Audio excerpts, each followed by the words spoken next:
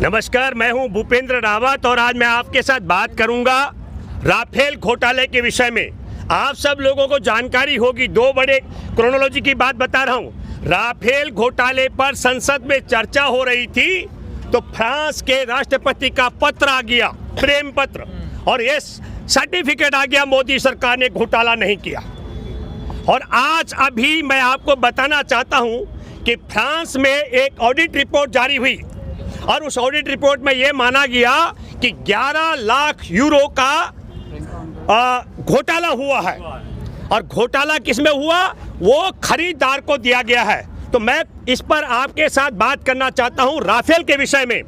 Rafale के मामले में 8 अप्रैल 2015 को हमारे देश के विदेश सचिव एस जयशंकर, जो आज विदेश मंत्री हैं, क्योंकि 9 अप्रैल से लेकर 12 अप्रैल 2015 को प्रधानमंत्री नरेंद्र मोदी का फ्रांस दौरा था और प्रधानमंत्री नरेंद्र मोदी के फ्रांस दौरे से पहले विदेश सचिव ने कहा कि रक्षा सौदों का मामला राजनीतिक उच्च स्तर पर नहीं किया जाता है। वो पहले से ही फ्रेंच कंपनी के साथ में हिंदुस्तान इलेक्ट्रॉनिक्स लिमिटेड का सौदा होने वाला है, जो आप सब लोग जानते होंगे कि 126 राफेल का सौदा, जिसमें हमारे देश में हिंदुस्तान इलेक्ट्रॉनिक्स लिमिटेड को राफेल बनाने की तकनीक और ठेका दोनों मिलने थे।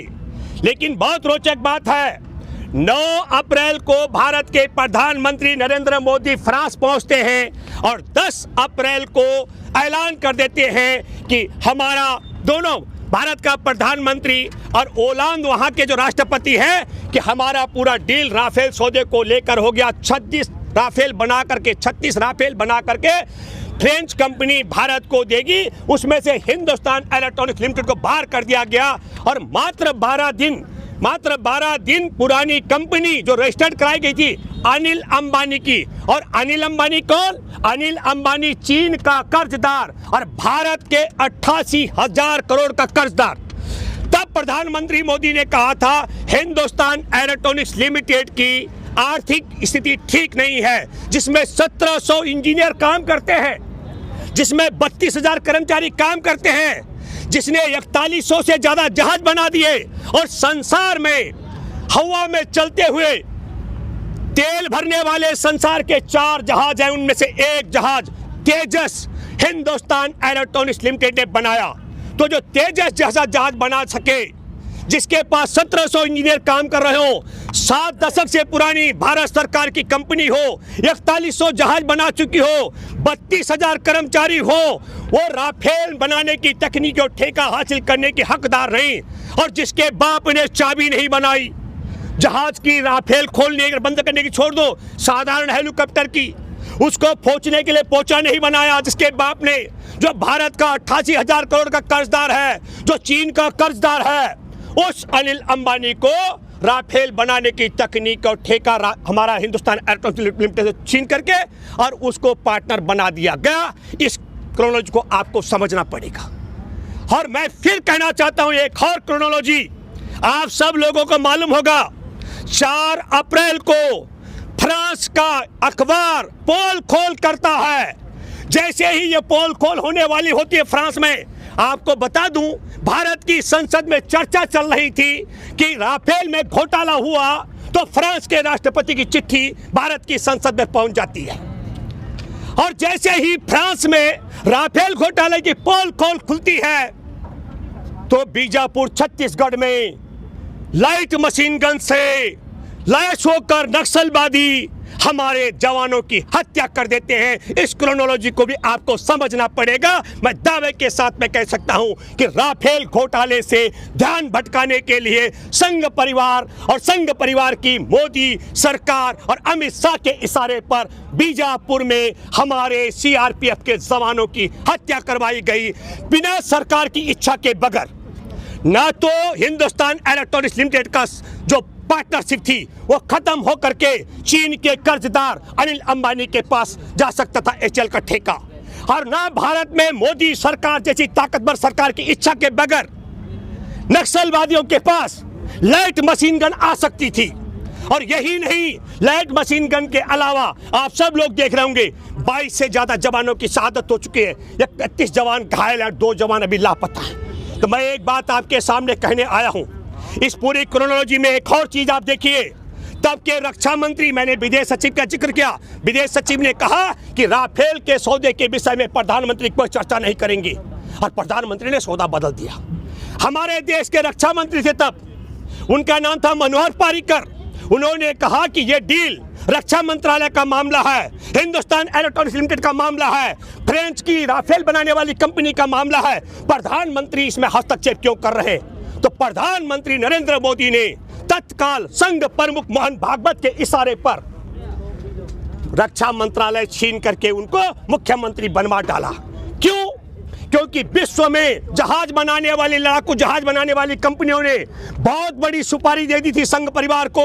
हिंदुस्तान एरोनॉटिक्स लिमिटेड को राफेल बनाने की तकनीक और ठेका मिलने से जो उन्नति होने वाली थी भारत सरकार की कंपनी की, उस उन्नति को रोकने के लिए संघ परिवार ने सुपारी ले ली थी। इसलिए मनोहर पारिकर को रक्षा मंत्रालय से हटा करके गोवा का मुख्यमंत्री बनाया गया।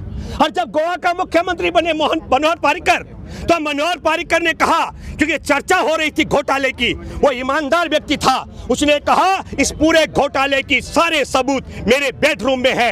और जैसे ही उनका ऑडियो वायरल होता है तो मनोहर पारिकर की धरती से विदाई हो जाती है, भगवान को प्यारे हो जाते हैं। ये सोच का विषय है, कैसा चरित्र है, कैसा संयोग है कि एक चीन का जो दुश्मन देश है उसके कर्जदार अनिल अंबानी को राफेल का ठेके पार्टनर बनाया जाता है।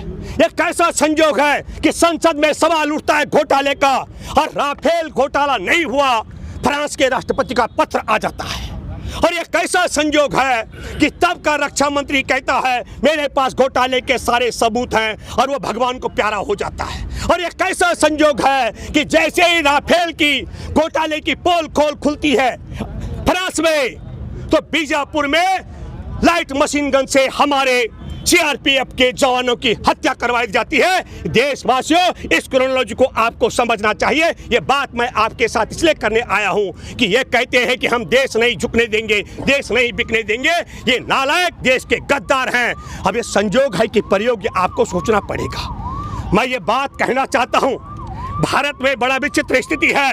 जब भारत सरकार चाहती है लोकसभा का चुनाव जीतने के लिए, तो खुफिया एजेंसी की रिपोर्ट के बावजूद आरडीएक्स भरी गाड़ी आती है, टक्कर मारती है, और हमारे पुलवामा में 40 से ज्यादा जवानों के टुकड़े टुकड़े बिखर जाते हैं। और जब टुकड़े टुकड़े बिखर रहे होते हैं तब प्रधानमंत्री शूटिंग करा रहा होता है। यह संयोग है कि प्रयोग कि बिहार का चुनाव होता है, और बिहार के चुनाव से पहले बिहार की रेजिमेंट के जवान मारे जाते हैं। यह संयोग है कि प्रयोग संसद में फ्रांस में घोटाले की बात उठती है, राफेल घोटाले की, वहां की चिट्ठी आ जाती है, और जैसे ही पोल खोल खुलती है हमारे जवानों की हत्या कर दी जाती है। यह बात मैं आपके सामने करने के लिए आया हूं। और आप सब लोग देख रहे होंगे कि अनिल अंबानी का कार्यालय भी बिक रहा है, 88,000 करोड़ का कर्जदार अनिल अंबानी।